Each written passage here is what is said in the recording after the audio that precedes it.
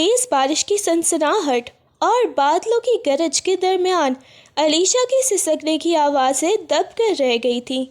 वो बेबसी की तस्वीर बनी टूट कर रो रही थी और उसके हाथ आशिर के पाँव पर जड़े हुए थे। आसमान से बरसती हर बूंद जैसे उसके किरदार पर उठने वाले सवालों की गवाही दे रही थी, मगर वो तमाम तर अना और खुददारी पसे पुश डालकर अपनी पाक दामनी की भीख मांग रही थी।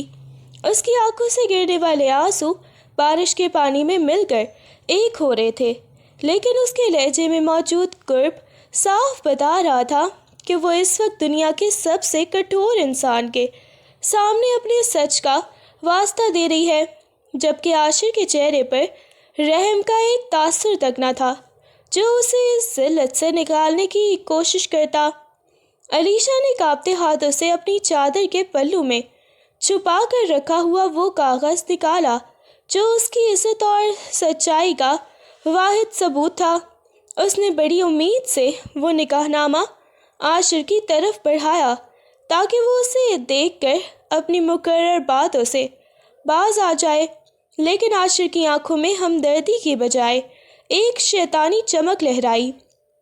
उसने एक झटके से वो कागज़ अलीशा के हाथ से छीना और इससे पहले कि वो कुछ समझ पाती, आशिर ने बड़ी ही बेरहमी से उसके टुकड़े टुकड़े कर दिए। वो मुकद्दस तहरीर अब महज कागज़ की बेजान पुरसे बनकर बारिश के पानी में तैर रहे थे और अलीशा साकित व जामिद खड़ी अपनी ज़िंदगी के आखिरी सहारे को अपनी आंखों के सामने ही बिखरता देख रही थी, जैसे उसकी तकदीर ही किसी ने रेजा रेजा कर दी हो। अभी का निकाहनामे के वो टुकड़े ज़मीन पर ही गिरे थे कि अचानक कमरे का दरवाज़ा ज़ोरदार धमाके से खुला और ताया जान गुस्से में बिफरे हुए अंदर दाखिल हुए। उनका चेहरा गुस्से से टिमटिमा रहा था और आंखों में अपनी ही बेटी के लिए खून उतरा हुआ था। अलीशा को आशिर के कमरे में इस हाल में देखकर उनका ज़ब्त जवाब दे गया और उनकी गरजदार आवाज़ पूरे कमरे में गूंज उठी। वो तड़प कर अलीशा की तरफ बढ़े और अपनी तमाम तर नफ़रत समेट कर उस पर चीखने लगे कि उसने ख़ानदान की नाक काट दी है और सफ़ेद बालों की लाज रखने के बजाय उन्हें कहीं मुंह दिखाने के काबिल भी नहीं छोड़ा। उनका हर लफ्ज़ अलीशा के वजूद पर किसी ताज़ियाने की तरह लग रहा था और वो बेबस होकर दीवार से लग गई, जबकि ताया जान का पारा हर गुजरते लम्हे के साथ बढ़ता ही जा रहा था, जैसे वो आज अपनी ही औलाद को इस गुनाह की सज़ा देकर दम लेंगे। ताया जान के गुस्से को देखकर आशिर के लबों पर एक जहरीली और सफाकाना हंसी फैल गई, जैसे उसे अलीशा की बर्बादी देखकर कोई सुकून मिल रहा हो। उसने बड़ी ही बेनियाजी से कंधे उचकाए और अलीशा की तरफ हकारत भरा इशारा करते हुए ताया जान से कहा कि ये जो कुछ भी है मैं इसे गुनाह की पोटली है और मेरा इससे दूर दूर तक कोई ताल्लुक़ नहीं है। उसके लहजे की बेरुखी और इनकारी जुमलों ने अलीशा के गिर्द जैसे मौत का घेरा तंग कर दिया, जबकि आशिर मुसलसल हंसते हुए उसे अपनी ज़िंदगी का सबसे बड़ा झूठ साबित करने पर तुला हुआ था। ताया जान का गुस्सा अब जुनून की हदों को छू रहा था। उन्होंने नफ़रत से अपनी बेटी की तरफ देखा और एक ज़ोरदार ठोकर उसे मारी, जिससे अलीशा फर्श पर जा गिरी। उसे तकलीफ़ से कराहता छोड़कर वो धारते हुए बोले कि आज के बाद इस घर के दरवाजे तुम पर बंद हैं। अगर सुबह का सूरज तुमने इस हवेली में देखा तो मैं अपने हाथों से तुम्हारा गला घोट दूंगा। अलीशा ज़मीन पर पड़ी सिसक रही थी, जबकि ताया जान उसे अपनी ज़िंदगी से बेदखल करने का हतमी फैसला सुनाकर वहाँ से पलट चुके थे। आशिर के चेहरे पर ज़रा बराबर भी मलाल नहीं था, बल्कि वो एक अजीब सी फातिहाना मुस्कुराहट के साथ अपने कमरे में तेज़ी से बैग पैक कर रहा था। वो अलमारी से अपने ब्रांडेड कपड़े निकालकर सूटकेस में ऐसे ठूंस रहा था जैसे यहाँ की हर याद और हर गुनाह से पीछा छुड़ाकर भाग जाना चाहता हो, لندن جانے کی خوشی اس کی آنکھوں سے عیاں تھی۔ اسے نہ علیشا کے آنسو یاد تھے اور نہ ہی اپنی اولاد کی کوئی بھی فکر۔ اسے بس اس بات کا اطمینان تھا کہ وہ اس دلدل سے نکل کر ایک نئی اور آزاد زندگی کی طرف قدم بڑھانے والا ہے۔ آدھی رات کے سناٹے میں جب پوری حویلی سو رہی تھی، علیشا پاؤں دباتے ہوئے ایک بار پھر عاشر کے کمرے میں پہنچی۔ اس کی آنکھیں رو رو کر سوج چکی تھیں۔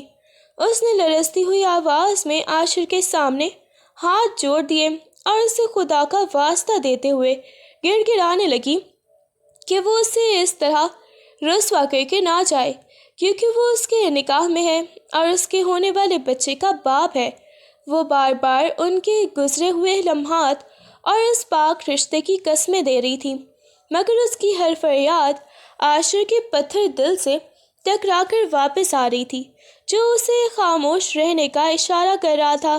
عاشر نے علیشا کی فریادیں سننے کے بجائے اسے جھٹک کر دیوار سے لگا دیا اور انتہائی ہی بدتمیزی سے اس کا منہ دبوچ لیا۔ اس کی آنکھوں میں ہمدردی کے بجائے وحشت ناچ رہی تھی۔ اس نے حقارت سے علیشا کے چہرے کی طرف دیکھا اور کہا کہ اگر وہ یہاں آئی ہے تو پھر اسے خوش کر کے ہی جائے۔ اس نے ایک بار پھر زبردستی اپنا حق جتاتے ہوئے اسے اپنی ہوس کا نشانہ بنایا، جبکہ علیشا اس کے آہنی ہاتھوں میں بے بس ایک لاش کی طرح پڑی رہی۔ وہ جاہلانہ انداز میں اسے خاموش کرواتا رہا اور علیشا کی روح تک اس کے اس رویے سے چھنی ہو گئی۔ پھٹی پھٹی آنکھوں اور بکھرے بالوں کے ساتھ علیشا کمرے کے کونے میں ڈھیر تھی، جبکہ صبح کی پہلی کرن کے ساتھ ہی عاشر نے اپنا سوٹ کیس اٹھایا اور ایک نظر بھی اس کی طرف نہیں دیکھا۔ وہ کسی اجنبی کی طرح اسے فرش پر ہی سسکتا چھوڑ کر کمرے سے نکل گیا اور اطمینان سے ایئرپورٹ کی طرف روانہ ہو گیا۔ علیشا کی آنکھیں اس کے قدم نہ روک سکیں۔ وہ اپنی دنیا بسا چکا تھا اور پیچھے ایک ہستی کھیلتی زندگی کو قبرستان بنا کر جا رہا تھا، جہاں اب صرف اندھیرا اور رسوائی ہی بچی تھی۔ تایا جان نے علیشا کے بالوں سے پکڑ کر اسے گھسیٹا اور حویلی کے سب سے اندھیرے اور بدبودار پچھلے حصے میں لے گئے، جہاں کبھی پرانا سامان اور جانور رکھے جاتے تھے۔ انہوں نے اسے بے رحمی سے اس گرد آلود اسٹور روم میں دھکا دیا اور باہر سے بھاری زنجیر چڑھا کر تالا لگا دیا۔ علیشا دروازے پر ہاتھ مارتی رہ گئی، مگر تایا جان نے صاف کہہ دیا کہ اب سے یہی اس کی قبر ہے اور وہ یہاں سے صرف تب نکلے گی جب اس کا جنازہ ہی اٹھے گا، جس کے بعد چاروں طرف ہوگا عالم اور دم گھٹتا ہوا اندھیرا چھا گیا۔ اس اندھیرے اور نم آلود کوٹری میں وقت جیسے تھم سا گیا تھا، جہاں علیشا اکیلی اپنی بیماری اور شدید جسمانی تکلیف سے لڑ رہی تھی۔ گرد و غبار سے اٹی زمین پر پڑی وہ تیز بخار میں پھنک رہی تھی، مگر اس کا ماتھا سہلانے والا کوئی نہ تھا۔ بھوک اور پیاس کی شدت سے اس کا دم نکل رہا تھا اور حمل کی تکلیف نے اسے نڈھال کر دیا تھا، لیکن ان چار دیواروں کے بیچ اس کی آہیں سننے والا کوئی نہیں تھا۔ وہ درد سے تڑپتی تو کبھی دیوار کا سہارا لیتی، مگر اس کی ہمت جواب دے رہی تھی اور تنہائی کا خوف اسے زندہ درگور کیے ہی جا رہا تھا۔ اندھیری رات کے پچھلے پہر جب پوری حویلی میں موت جیسی خاموشی چھائی تھی، بوڑھا ملازم دبے پاؤں اسٹور روم کی زنجیر کے پاس پہنچا۔ اس کے ہاتھوں میں ایک پرانی تھالی تھی جس میں کچھ بچا کچا کھانا تھا، جو اس نے بڑی ہی مشکل سے سب کی نظروں سے بچا کر چھپایا تھا۔ اس نے کپکپاتے ہاتھوں سے دروازے کے نیچے بنی جھری سے وہ تھالی اندر سرکائی اور دبی آواز میں علیشا کو پکارا، جس کی سسکیاں سن کر اس کی اپنی آنکھوں میں بھی آنسو آ گئے۔ وہ بے بس تھا، مگر انسانیت کے ناطے اس نے اپنی نوکری داؤ پر لگا کر علیشا کے منہ میں زندگی کا ایک نوالا ڈالنے کی خاموش سی کوشش کی۔ اس اندھیری اور حبس زدہ کوٹری میں علیشا کی زندگی کی سب سے کٹھن گھڑی آ پہنچی تھی۔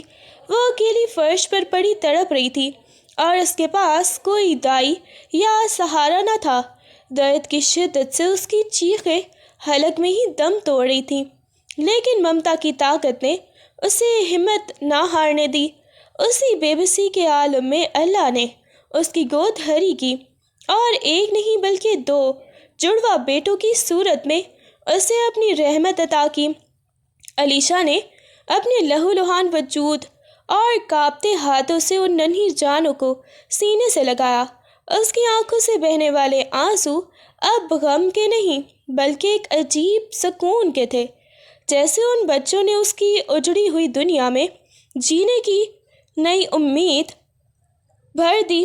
کچھ دن بعد جب تایا جان نے اسٹور روم کا دروازہ کھولا تو وہاں 2 ننھی جانوں کو دیکھ کر ان کے چہرے پر غصے کی لہر دوڑ گئی۔ ان کا ہاتھ اٹھا کہ ان بچوں کو وہاں سے باہر پھینک دے، مگر جیسے ہی ان کی نظر معصوم چہروں پر پڑی تو وہ ساکت ہی رہ گئے۔ ان بچوں کی شکل و صورت میں اپنے ہی خاندان کا عکس اور وہی جدی پشتی نقش دیکھ کر ان کے اندر کا پتھر انسان لرز اٹھا۔ خون کی کشش نے ان کے قدم ہی جکڑ لیے اور وہ نفرت کے باوجود ان پر ہاتھ نہ اٹھا سکے۔ انہوں نے ایک گہری اور سرد آہ بھری اور بنا کچھ کہے غصے اور بے بسی کی ملی جلی کیفیت میں وہاں سے پلٹ گئے، مگر اس بار ان کے لہجے میں وہ پہلی جیسی درندگی نہ تھی۔ وقت کے پہیے تیزی سے گردش کی اور 5 سال بیت گئے۔ علیشا اب وہ کمزور لڑکی نہیں رہی تھی بلکہ ایک آہنی عزم رکھنے والی ماں بن چکی تھی۔ اس نے اپنے بچوں کا پیٹ پالنے کے لیے ہر مشکل کام کو گلے لگایا، کبھی کھیتوں میں سخت تپتی دھوپ میں مزدوری کی تو کبھی دوسروں کے گھروں کے برتن دھوئے تاکہ ان کے ننھے وجود بھوک سے نہ تڑپیں۔ اس کے ہاتھوں میں محنت کے چھالے پڑ چکے تھے اور چہرہ وقت کی دھول سے کملا گیا تھا، مگر جب بھی وہ تھکی ہاری گھر لوٹتی اور اپنے جڑواں بیٹوں کو مسکراتا دیکھتی تو اس کی ساری تھکن کافور ہو جاتی۔ اس کی زندگی اب صرف ان 2 سہاروں کے گرد ہی گھوم رہی تھی جن کی خاطر وہ دنیا کی ہر تہمت اور ہر تکلیف سہنے کو تیار تھی۔ لندن کے پرتعیش آفس میں آج ایک عجیب سی ہو کا عالم تھا، جہاں عاشر کا برسوں کا بنایا ہوا بزنس سلطنت کی طرح بکھر رہا تھا۔ عدالت کے کارندے ہر قیمتی چیز پر نیلامی کی مہریں لگا رہے تھے اور عاشر ایک کونے میں کھڑا بے بسی سے اپنی دولت کو مٹی ہوتے دیکھ رہا تھا۔ اس کے جن بینک بیلنس اور کاروبار پر اسے ناز تھا وہ سب قرضوں کی نظر ہو چکے تھے۔ آفس کی دیواروں پر لگی اس کی کامیابی کی تصویریں اتاری جا رہی تھیں اور وہ شخص جو کبھی غرور سے زمین پر پاؤں نہیں رکھتا تھا آج اپنی ہی آنکھوں کے سامنے کوڑی کوڑی کا محتاج ہو کر سڑک پر آ گیا تھا۔ لندن کی سرد سڑکوں پر ٹھوکریں کھاتے ہوئے عاشر کے پاس اب سر چھپانے کو چھت تک نہ تھی۔ وہی انسان جو کل تک ریشمی بستروں کا عادی تھا اب فٹ پاتھ کے بینچ پر بیٹھا ہوا تھا، خالی جیب اور تنہائی کے اسی عالم میں اسے اچانک علیشا کے وہ بہتے ہوئے آنسو اور جڑے ہوئے ہاتھ یاد آنے لگے جنہیں انہیں پاؤں تلے رون ڈالا تھا۔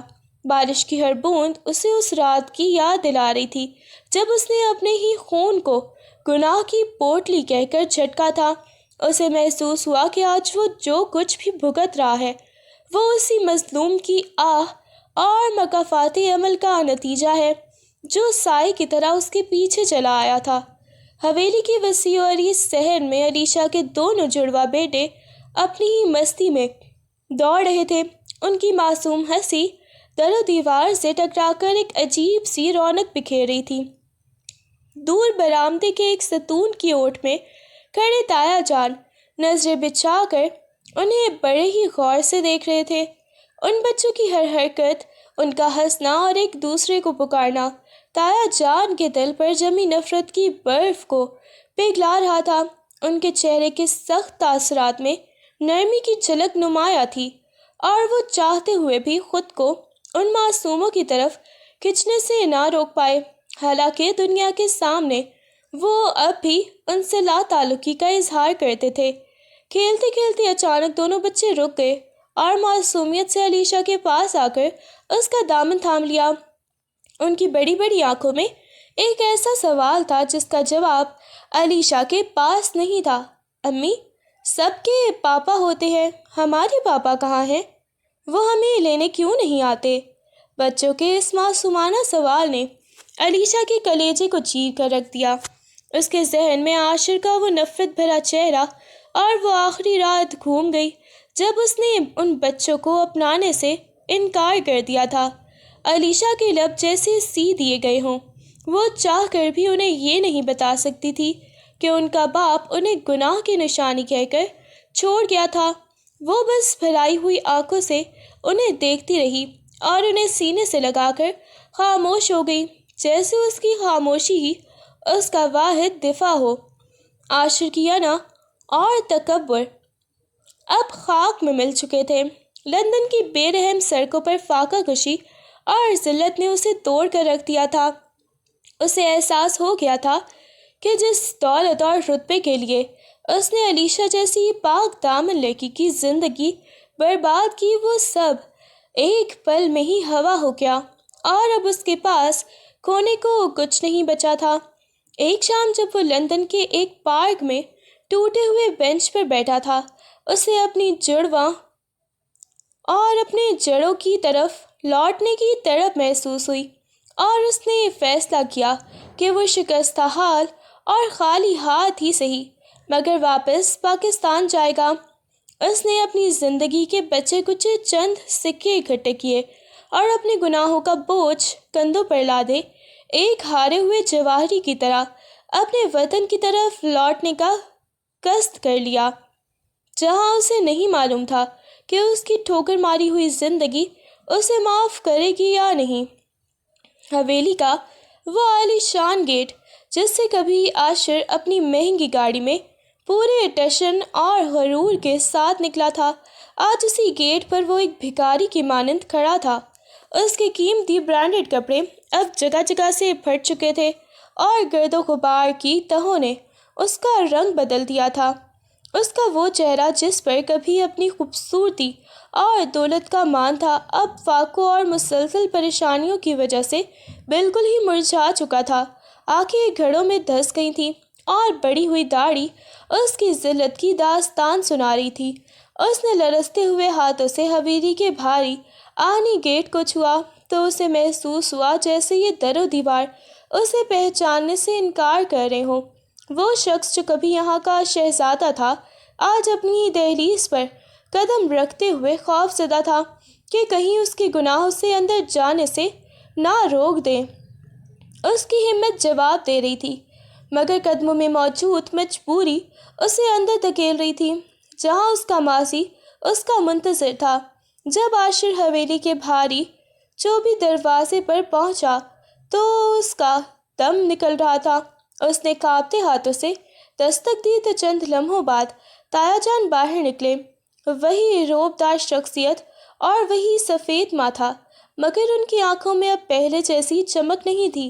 عاشر نے ان کے قدموں میں گرنے کی کوشش کی اور بھرائی ہوئی آواز میں پکارا، تایا جان، میں آ گیا ہوں، آپ کا عاشر واپس آ گیا ہے۔ مگر تایا جان نے ایک قدم پیچھے ہٹ کر اسے ایسی اجنبی نظروں سے دیکھا جیسے ان کے سامنے کوئی گداگر کھڑا ہو۔ انہوں نے اپنی اینک درست کی اور بڑی حقارت سے اسے سر سے پاؤں تک دیکھا، پھر سرد لہجے میں بولے کہ وہ کسی ایسے شخص کو نہیں جانتے جو اپنی عزت نیلام کر کے بھاگ گیا ہو اور جس کا چہرہ گناہوں کی دھول سے اٹا ہوا ہو۔ عاشر نے گڑ گڑا کر پرانے رشتوں کی دہائی دی، اپنی بربادی کا واسطہ دیا، لیکن تایا جان کے چہرے پر ایک جنبش تک نہ آئی۔ انہوں نے سپاٹ لہجے میں کہا کہ ان کا بھتیجا برسوں پہلے لندن جاتے ہوئے مر چکا ہے اور اب اس چوکھٹ پر کسی اجنبی کے لیے کوئی جگہ نہیں ہے۔ انہوں نے اسے پہچاننے سے صاف انکار کر دیا اور اپنے ہی خون کے لیے حویلی کے دروازے ہمیشہ کے لیے بند کر دیے، جس کے بعد عاشر کے پاس صرف پچھتاووں کی باز گشت رہ گئی تھی۔ عاشر ابھی حویلی کے بند دروازے کی دہلیز پر سر جھکائے ہی سسک رہا تھا کہ اچانک اسے صحن کے اندر سے کھلکھلانے اور بھاگنے کی آوازیں سنائی دیں۔ اس نے بے اختیار نظریں اٹھا کر دیکھا تو سامنے کا منظر دیکھ کر اس کے سینے میں سانسیں ہی جیسے رک گئی۔ دو چھوٹے معصوم لڑکے جن کی عمریں کوئی 5 سال کے قریب ہوں گی، ہنستے ہوئے گیند کے پیچھے بھاگتے ہوئے برآمدے تک آئے۔ عاشر کی آنکھیں پھٹی کی پھٹی رہ گئیں، کیونکہ ان دونوں بچوں کے نقش، ان کی آنکھوں کی چمک، یہاں تک کہ ان کے بالوں کی رنگت بھی ہو بہو عاشر جیسی تھی۔ وہ بچے کسی پرچھائی کی طرح عاشر کا اپنا ہی بچپن لگ رہے تھے، جیسے قدرت نے عاشر کے چہرے کا عکس 2 حصوں میں تقسیم کر کے ان ننھی جانوں میں بھر دیا ہو۔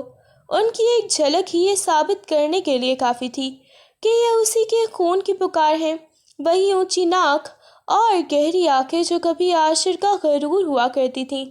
وہ دونوں بچے جو اب تک دنیا کی نظروں میں نامعلوم تھے، آج اپنی صورت سے ہی اپنے باپ کی پہچان بن کر اس کے سامنے کھڑے تھے، جبکہ عاشر انہیں دیکھ کر ساکت رہ گیا اور اسے اپنی ہی صورت ان معصوموں میں دیکھ کر زمین اپنے پیروں تلے سے نکلتی ہوئی محسوس ہوئی۔ ان 2 ننھی جانوں کو دیکھ کر عاشر کے وجود پر جیسے سکتہ طاری ہو گیا، اس کے قدم زمین میں گر گئے اور وہ پلک جھپکنا بھی بھول گیا۔ ان بچوں کی معصوم شرارتوں اور ایک دوسرے کو پکارنے کے انداز میں اسے اپنا آپ نظر آ رہا تھا، وہی جوش، وہی بے باک مسکراہٹ جو کبھی حویلی کے اسی صحن میں اس کے چہرے پر ہوا کرتی تھی۔ اسے یاد آیا کہ کیسے وہ بھی بالکل اسی طرح اپنے تایا جان کے پیچھے بھاگتا رہا، اور کیسے اس کی ضدی طبیعت انہی راہداریوں میں پروان چڑھی تھی۔ وہ ٹھٹک کر رہ گیا۔ اسے محسوس ہوا جیسے وقت کا پہیہ الٹا گھوم گیا ہو اور اس کا اپنا بچپن مجسم ہو کر اس کے سامنے کھڑا اسے ملامت کر رہا ہو۔ وہ ہاتھ بڑھا کر انہیں چھونا چاہتا تھا، مگر اپنے گناہوں کی سیاہی اسے روک رہی تھی۔ ان بچوں کا ایک ایک نقش چیخ چیخ کر گواہی دے رہا تھا کہ یہ کسی گناہ کی نہیں، بلکہ اسی کے اپنے خون کی نشانی ہے۔ اسے اپنی وہ تمام بدتمیزیاں اور علیشا کو دی گئی اذیتیں یاد آنے لگیں، اور اپنے ہی عکس کو اس حال میں دیکھ کر اس کی روح کانپ اٹھی تھی کہ اس نے کن ہیرو کو مٹی سمجھ کر ٹھکرا دیا تھا۔ وہ ساکت و جامد کھڑا صرف انہیں ہی دیکھتا رہا، جبکہ ماضی کی یادیں کسی طوفان کی طرح اس کے گرد گھیرا ڈال رہی تھیں۔ بچوں کی آوازیں سن کر علیشا تیزی سے برآمدے میں آئی، مگر سامنے کھڑے شخص کو دیکھ کر اس کے قدم وہیں رک گئے۔ وہی عاشر جس کے لیے کبھی وہ راتوں کو رویا کرتی تھی، آج ایک سوالیہ نشان بن کر اس کے سامنے کھڑا تھا۔ لیکن آج کی علیشا 5 سال پہلے والی ڈری سہمی لڑکی نہیں تھی۔ اس کے چہرے پر اب وہ بے بسی نہیں، بلکہ ایک چٹان جیسی مضبوطی اور وقار تھا۔ اس نے اپنی چادر کو درست کیا اور سر اٹھا کر عاشر کی آنکھوں میں آنکھیں ڈال کر دیکھا۔ اس کی نظروں میں نہ تو کوئی محبت تھی اور نہ ہی کوئی تڑپ، بلکہ ایک ایسی بیزاری تھی جو برسوں کی آگ میں تپ کر پیدا ہوتی ہے۔ اس نے لپک کر اپنے دونوں بیٹوں کو اپنے بازوں کے حصار میں لے لیا، جیسے وہ آج بھی ان معصوموں کو اس شخص کے سائے سے بھی بچانا چاہتی ہو۔ اس کا وجود اب ایک ڈھال بن چکا تھا جو اپنے بچوں اور دنیا کے درمیان کھڑی تھی۔ عاشر کی شکستہ حالت اور اس کی التجا کرتی آنکھیں دیکھ کر بھی علیشا کا دل نہ پگھلا، کیونکہ وہ جانتی تھی کہ اس مضبوطی کے پیچھے کتنی کالی راتیں اور کتنی بھوک پیاس چھپی ہے۔ اس نے ایک لفظ بھی کہے بغیر اپنی خاموشی سے یہ ثابت کر دیا کہ وہ اب کسی بھی سہارے کی محتاج نہیں، بلکہ خود اپنے بچوں کا آسمان ہے۔ اور اس کے اس مضبوط روپ نے عاشر کو اپنی نظروں میں ہی مزید گرا دیا۔ عاشر جو کبھی غرور اور تکبر کا بت بنا ہوا تھا، علیشا کے اس مضبوط اور پروقار روپ کے سامنے ریت کی دیوار ثابت ہوا۔ اس کے اعصاب جواب دے گئے اور وہ ایک دم علیشا کے قدموں میں ہی ڈھیر ہو گیا۔ اس کی ہمت اتنی بھی نہ رہی کہ وہ اس عورت کے چہرے کی طرف دیکھ سکے جسے اس نے جیتے جی مارنے کی کوشش کی تھی۔ اس نے علیشا کے پاؤں کی مٹی کو اپنے آنسوؤں سے بھگوتے ہوئے سسکتی ہوئی آواز میں کہا، علیشا، مجھے معاف کر دو، میں اندھا ہو گیا تھا، میں نے اپنے ہاتھوں سے اپنی جنت اجاڑ دی، مجھے مار دو لیکن ان بچوں سے جدا نہ کرو۔ عاشر کے آنسو اس کے گناہوں کے بوجھ کی طرح گر رہے تھے۔ وہ بار بار اپنے سر کو علیشا کے قدموں سے مس کر رہا تھا، جیسے وہاں اسے پناہ مل جائے گی۔ وہی شخص جو کبھی علیشا کو اپنے قریب دیکھنا بھی گوارا نہیں کرتا تھا، آج اسی کے قدموں میں خاک نشیں ہو کر اپنی زندگی کی بھیک مانگ رہا تھا۔ اس کی ہچکیاں خاموش فضا میں گونج رہی تھیں اور وہ گر گرا کر اپنے ہر اس لفظ کی معافی مانگ رہا تھا جو اس نے علیشا کے کردار پر اچھالا تھا، مگر علیشا ساکت کھڑی اس کے پچھتاوے کا شمار اور تماشا دیکھ رہی تھی، جیسے اس کے آنسو اب علیشا کے زخمی دل کے لیے بہت دیر سے برسنے والی بارش ہوں۔ علیشا نے اپنے قدموں میں پڑے عاشر کو ایک سرد اور تیکھی نظر سے دیکھا۔ اس کے چہرے پر نہ تو کوئی ترس تھا اور نہ ہی کوئی جذبات۔ اس نے حقارت سے اپنا دامن اس کے ہاتھوں سے چھڑایا، جیسے کسی ناپاک چیز کا لمس محسوس کیا ہو۔ عاشر نے روتے ہوئے اسے علیشا پکارا تو اس نے ایک جھرجھری لی اور کڑکدار مگر سپاٹ لہجے میں خاموش فضا کو چیرتے ہوئے کہا، کون علیشا؟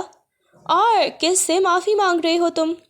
اس نے اپنے بچوں کو اپنے پیچھے چھپایا اور عاشر کی آنکھوں میں آنکھیں ڈال کر بڑے اثبات سے کہا، جیسے علیشا کا تم ذکر کر رہے ہو، وہ تو 5 سال پہلے اسی حویلی کی کال کوٹری میں اپنے آنسوں میں ہی ڈوب کر مر گئی تھی، اور جس شوہر کی تم بات کر رہے ہو، میرا وہ شوہر بھی اسی دن لندن کی رنگینیوں میں گم ہو کر مر چکا تھا، جس دن اس نے اپنی حاملہ بیوی کو بد کردار کا طعنہ دے کر دھکے دیے تھے۔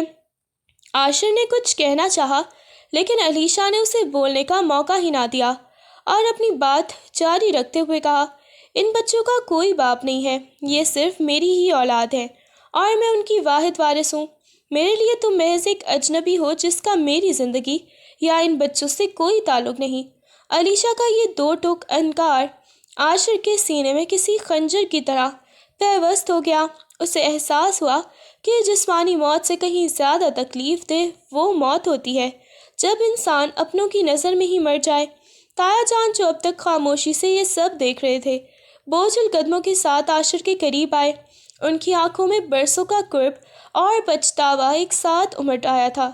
انہوں نے لرزتی آواز میں عاشر کے شانے پر ہاتھ رکھا اور اسے مخاطب کر کے کہا، عاشر، تم معافی مانگنے آئے ہو؟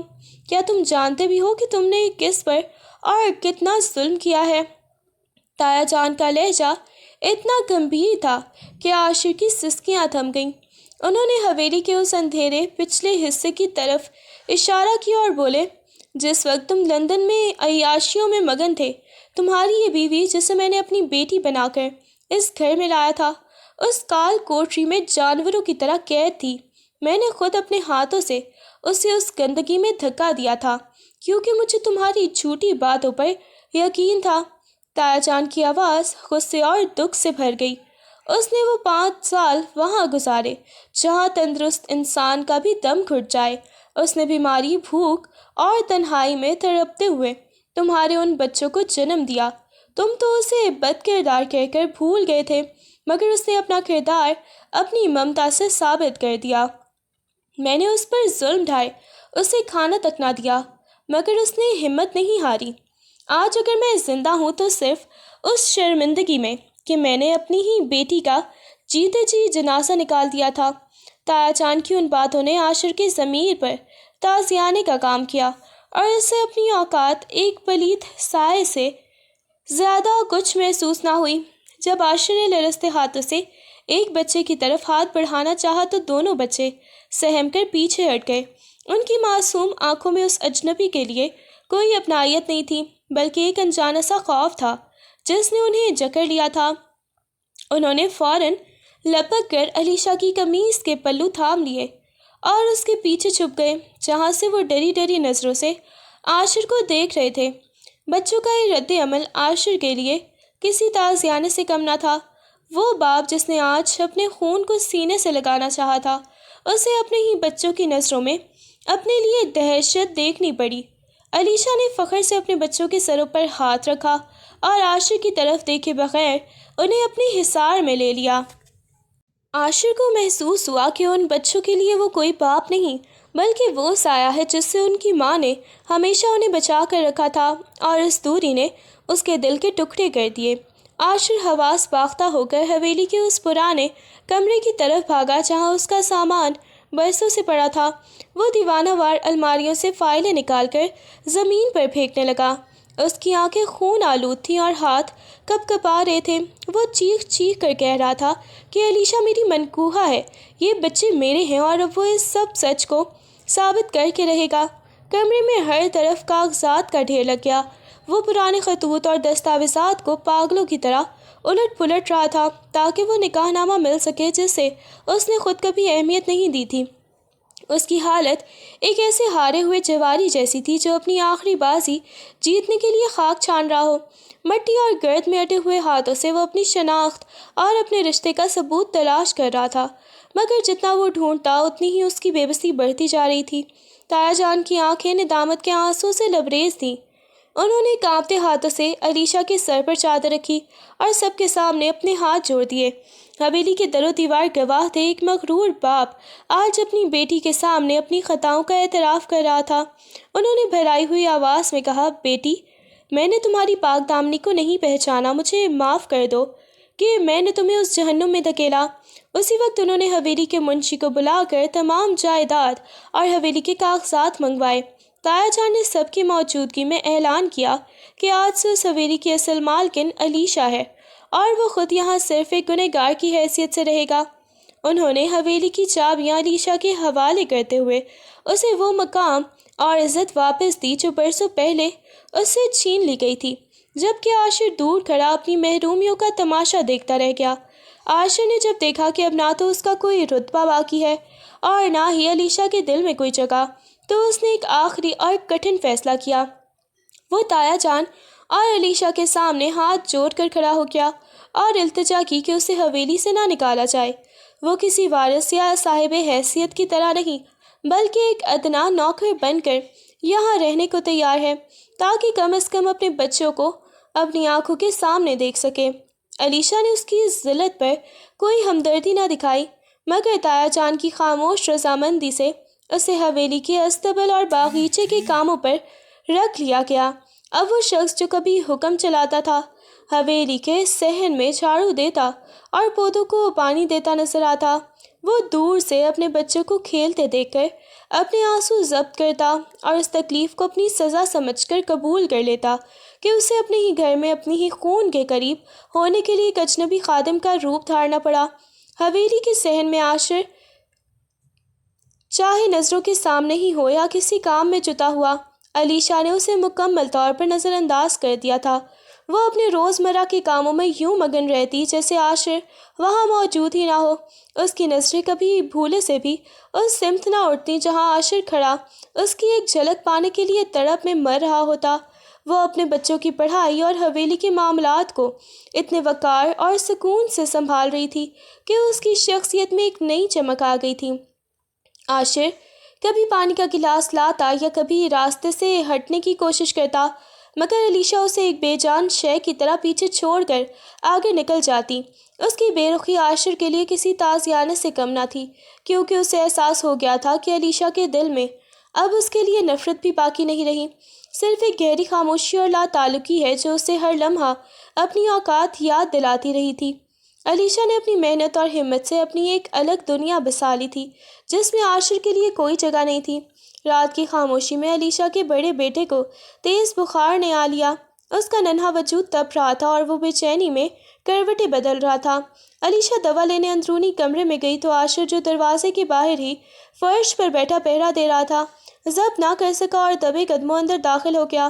اس نے کانپتے ہاتھوں سے اپنے بیٹے کے ماتھے پر ٹھنڈے پانی کی پٹیاں رکھنا شروع کر دیں اور نم آلود آنکھوں سے اسے تکنے لگا۔ پوری رات گزر گئی، عاشر نے ایک پل کے لیے بھی اپنی آنکھ نہ جھپکائی۔ وہ مسلسل پٹیاں بدلتا رہا اور دھیمے لہجے میں قرآن کی آیتیں پڑھ کر اپنے لختے جگر پر دم کرتا رہا۔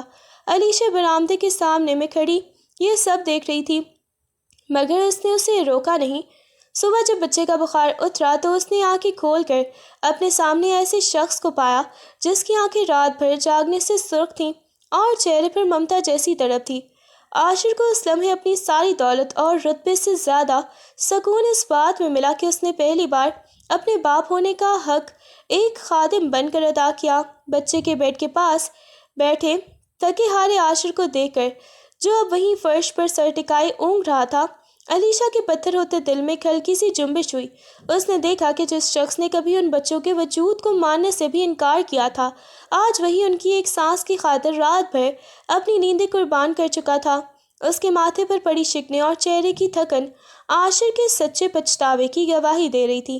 علیشا کے ذہن میں ماضی کی تلخیاں اب بھی تھیں، مگر ایک ماں کے طور پر وہ اس تڑپ کو نظر انداز نہ کر سکی جو عاشر کی آنکھوں میں بچوں کے لیے تھی۔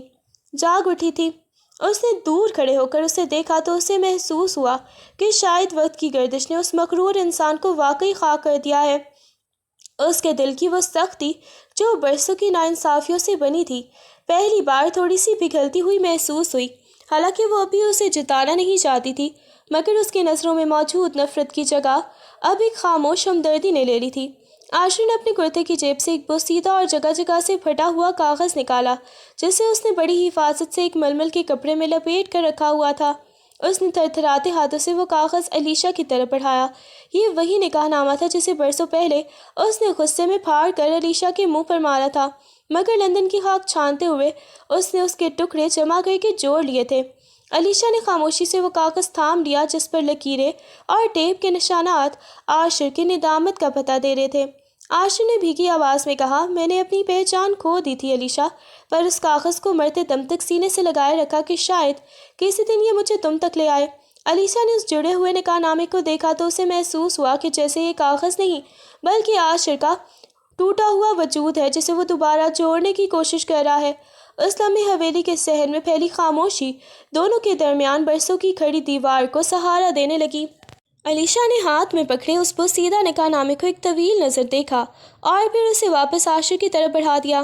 اس کی آواز میں وہ پہلے جیسی تلخی تو نہ تھی مگر ایک ایسی گہرائی تھی جس نے عاشر کو سوچنے پر مجبور کر دیا۔ اس نے بڑے ہی سکون سے کہا، ان معصوموں کو شاید ان کا باپ مل گیا ہے کیونکہ ان کے ماتھے کا سکون تمہارے ہاتھوں کی تپش سے لوٹ آیا ہے، لیکن یاد رکھنا عاشر، میرا شوہر ابھی بھی کہیں کھویا ہوا ہے اور اسے ڈھونڈنا اتنا آسان نہیں۔ دوسری طرف بچوں کے دلوں سے انجانا خوف مٹ چکا تھا۔ وہ اب عاشر کو دیکھ کر اپنی ماں کے پیچھے نہیں چھپتے تھے بلکہ دھیرے دھیرے اس کے گرد منڈانے لگے۔ کبھی کوئی بچہ اس کی انگلیاں تھام لیتا تو کبھی دور سے اسے شرارت سے دیکھتا۔ عاشر جب صحن میں کام کرتا تو وہ دونوں اس کے پاس آ کر بیٹھ جاتے اور اپنی توتلی زبان میں اسے کہانیاں سنانے لگتے۔ بچوں کی یہ بڑھتی ہوئی اپنائیت اور اٹیچمنٹ عاشر کے لیے کسی معجزے سے کم نہ تھی، مگر علیشا کے الفاظ اسے یاد دلاتے رہتے کہ ابھی اسے ایک عورت کے مان اور اعتبار کی منزل طے کرنا باقی ہے۔ ایک رات جب حویلی کے سب لوگ سو گئے، عاشر کی بے چینی اسے گاؤں کی پرانی مسجد کی طرف لے گئی۔ وہ اندھیرے میں خاموشی سے جا کر صحن کے ایک کونے میں جائے نماز پر گرا۔ اس کا وجود اللہ کے سامنے اس طرح ٹوٹا کہ جیسے برسوں کا ضبط ایک پل میں بند توڑ گیا ہو۔ اس نے سجدے میں سر رکھ کر دھاڑیں مار مار کر رونا شروع کر دی۔ اس کے آنسو جائے نماز کو بھگو رہے تھے۔ وہ بار بار اپنی گناہوں کی فہرست دہرا رہا تھا اور اپنی اوقات پر شرمندہ ہو رہا تھا کہ کیسے اس نے اقتدار اور ہوس میں اپنی جنت ٹھکرا دی تھی۔ اس نے گڑ گڑا کر دعا مانگی، یا رب مجھے علیشا کے سامنے سرخ رو نہ کر، بس مجھے میرے گناہوں سے پاک کر دے، میں اپنی انا کی قربانی دے کر تیرے پاس آیا ہوں۔ اس رات اس کی توبہ میں وہ سچائی تھی جس نے اس کے دل کو میل کو دھو دیا۔ جب وہ مسجد سے نکلا تو اس کا چہرہ ایک عجیب سے سکون اور نور سے دمک رہا تھا، جیسے اس نے خود کو خدا کے سپرد کر کے حقیقی زندگی پالی ہو۔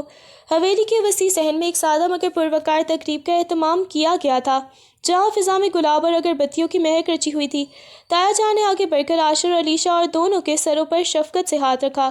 ان کی آنکھوں میں آج وہ سکون تھا جو برسوں کی بے چینی کے بعد نصیب ہوتا ہے۔ انہوں نے تھمتی ہوئی آواز میں کہا، آج میں اپنی خطاؤں کا کفارہ ادا کر رہا ہوں اور اپنی بیٹی کو اس کا کھویا ہوا مان واپس دے رہا ہوں۔